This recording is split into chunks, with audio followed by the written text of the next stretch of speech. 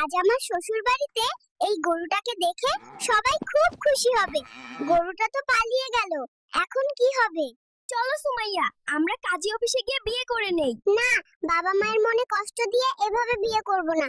তুমি মিমকে বিয়ে করে নাও। তোমার বাবার কাছে চেয়েছিলাম দামি একটা গাড়ি, দিয়েছে একটা কম দামি মোটর বাইক। আমার বাবার সাধ্য নাই, যা দিয়েছে এটাই অনেক বেশি। তুমি এই প্রথম শ্বশুর বাড়িতে যাচ্ছ, তাও আবার লুঙ্গি পরে।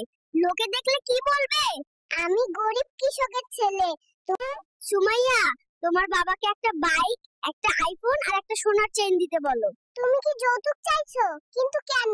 সিয়াম, তোমার মা সারাদিন আমাকে দিয়ে কাজ করায়, আমি কি কাজের মেয়ে? মন খারাপ করো না প্রিয়, একটু মানিয়ে নাও। সিয়াম, তুমি শ্বশুর বাড়ি যাচ্ছ আর মাত্র একটা মাছ নিয়ে যাচ্ছ, লোকে কি বলবে? আমার কাছে গরু নেওয়ার মতো যথেষ্ট টাকা নেই।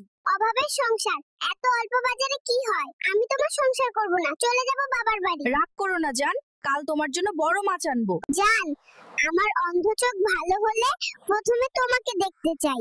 তুমি থাকবে তো? আমি তোমার পাশে